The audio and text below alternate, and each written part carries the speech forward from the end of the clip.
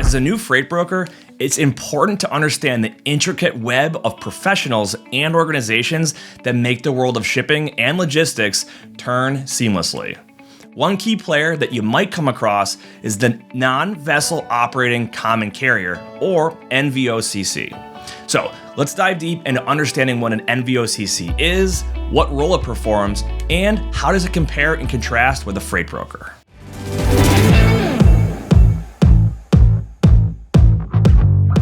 Thanks for checking out the Freight 360 YouTube channel. I'm Nate Cross, and today we're talking ocean freight.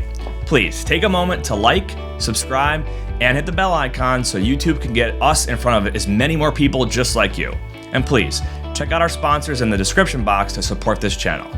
If you'd like to learn more about Freight 360 and our training, please check out the Freight Broker Basics course using the link below.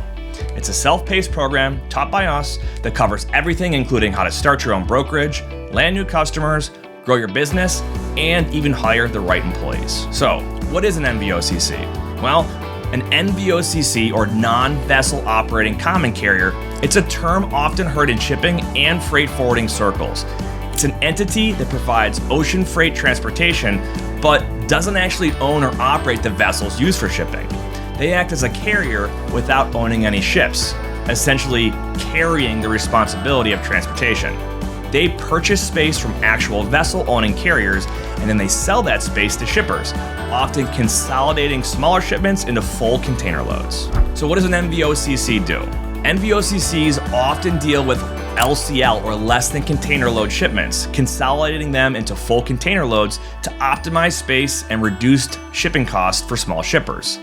But they can also deal with full container loads, simply purchasing the space to transport them on those different ship lines. So how about documentation and the legal side of things?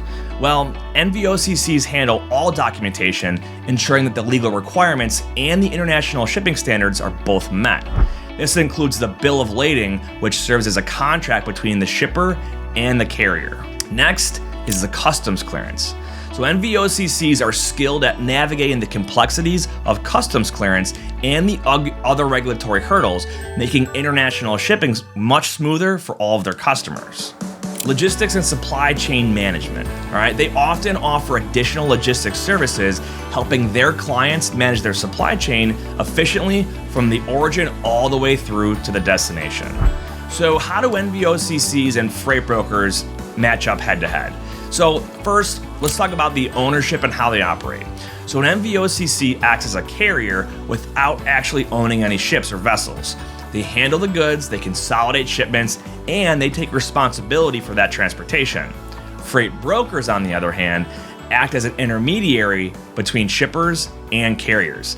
They don't actually handle the goods or provide the transportation directly. They simply broker the transaction. Now, legally, there's a lot of differences as well. So NVOCCs have a significant legal obligation as they are considered a carrier.